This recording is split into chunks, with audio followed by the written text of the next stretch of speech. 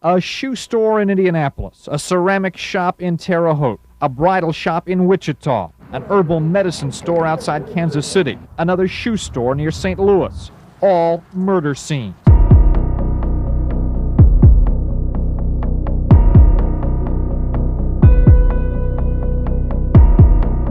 Victims of what police in 4 states are almost sure is a serial killer.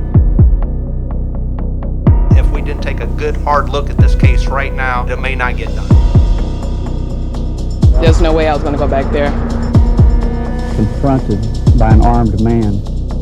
He waited till we left. It's crazy. He had to be. There's a lot of people who are out there in these cities who may know something that we don't. Serial killers don't stop unless they're caught. What happened to him? Common thread, this thread of highway, Interstate 70, that divides the Midwest running east to west. All the murders committed not far from the road.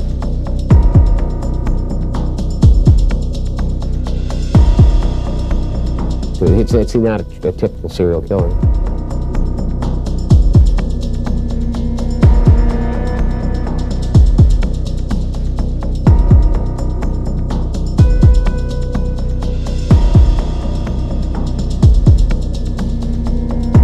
Somewhere out along Interstate 70, more trouble lies ahead.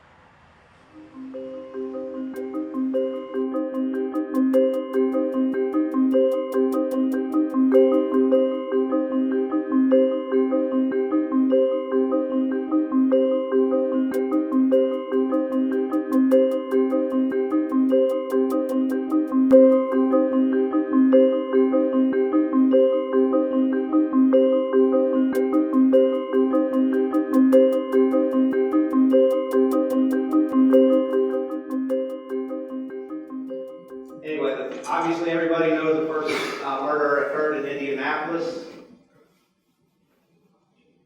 There's the date of the incident, April 8, 1992. It was on a Wednesday. It happened at 1:20 in the afternoon.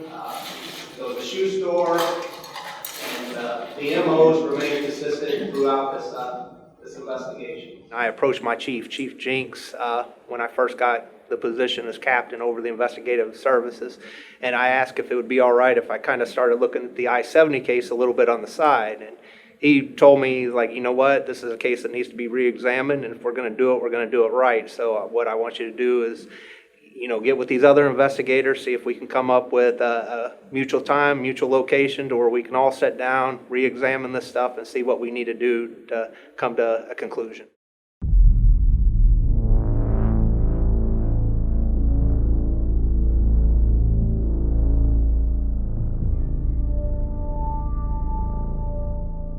Indianapolis to Wichita, that's a long haul in 2.5 days. I just made that drive and that's only halfway here. I just made that drive, and you don't make that accidentally.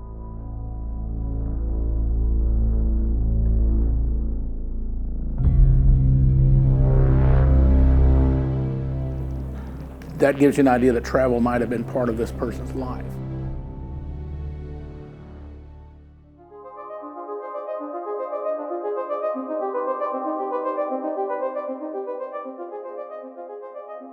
I'd say most tips right now are people that know someone or have seen someone that resembles the composite.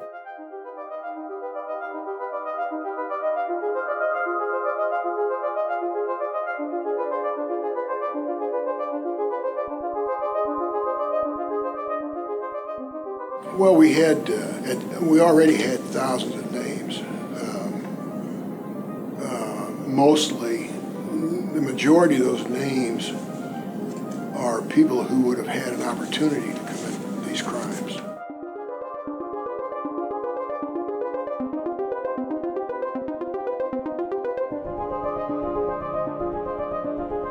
We learned that within a week, or I think probably within the first week.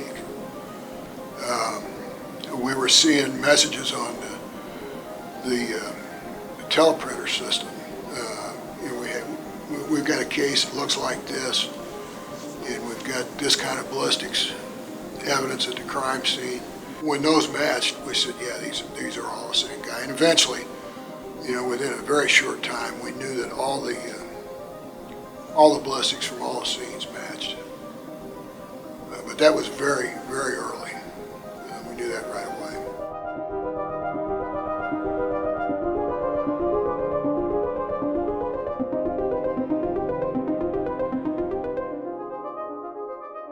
I think the big one is DNA here. Obviously not a lot of cameras back then. Surveillance systems in businesses weren't nearly as prevalent as they are now. So hopefully, that's the best way we can ID them, and it might work out.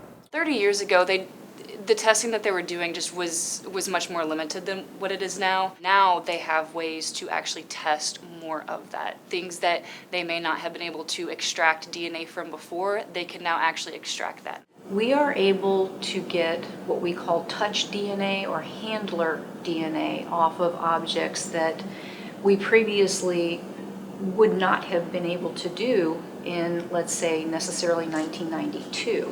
So we are able to take samples where someone has handled something and obtained skin cell DNA off of those handled items.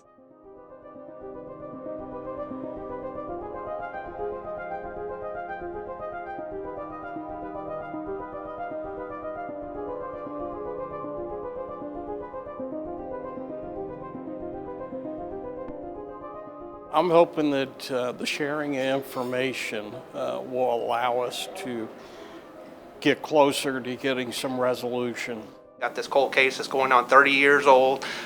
There's been a lot of advancements in DNA, and I felt like this was the time to do it, and I was concerned that if we didn't take a good hard look at this case right now, that it may not get done.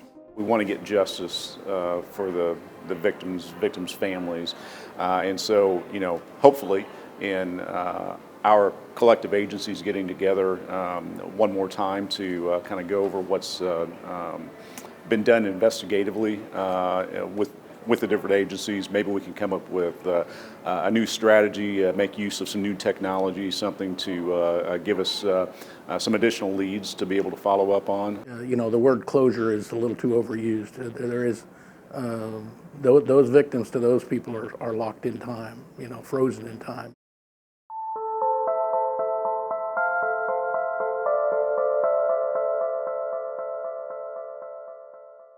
You'll hear people say, you can't get personally involved.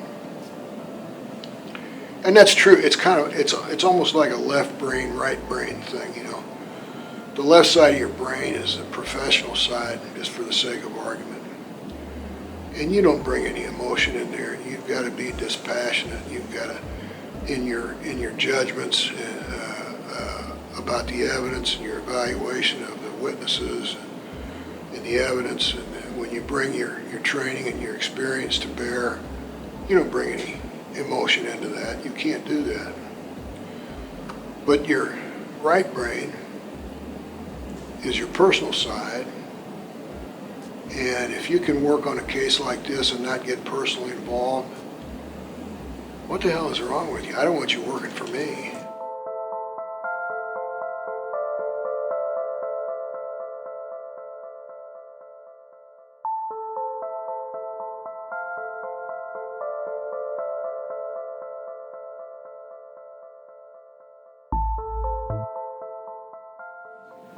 And yeah, I think,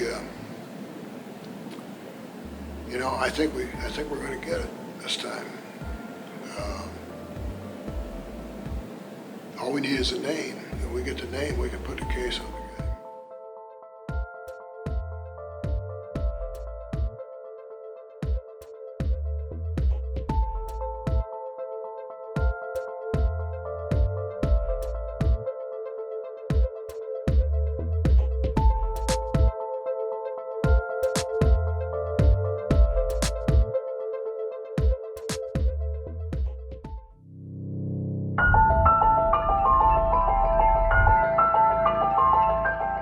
Then one cop noticed he looked down to the right on the floor, and he was shocked at what he saw. I think he was just trying to convince the witness to come back there, and if the witness hadn't,